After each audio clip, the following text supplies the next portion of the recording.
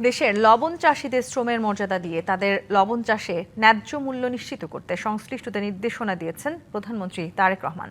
সোমবার বিকেলে সচিবালয়ের মন্ত্রিপরিষদ বিভাগে প্রধানমন্ত্রী দপ্তরে অনুষ্ঠিত বৈঠকে এই নির্দেশনা দেন সরকার প্রধান। এ সময় লবণ চাষীদের জীবনমান উন্নয়নে করণীয় বিষয়ে আলোচনা হয়। বৈঠকে ছিলেন স্বরাষ্ট্রমন্ত্রী সালাউদ্দিন আহমদ, বাণিজ্যমন্ত্রী খন্দকার আব্দুল মুক্তাদির, অর্থ ও পরিকল্পনা উপদেষ্টা রাশেদ আল মাহমুদ তিতুমির সহ সংশ্লিষ্ট মন্ত্রণালয় ও বিভাগের কর্মকর্তারা।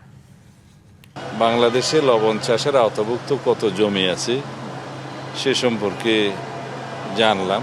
বাংলাদেশে কিভাবে লবণের স্বয়ংসম্পূর্ণতা অর্জন করা যায়, লবণ প্রোডাকশন উৎপাদন খরচের সাথে মিল রেখে একটা ন্যায্য মূল্য নির্ধারণ করা যায় সে বিষয়ে আমরা আলোচনা করেছি।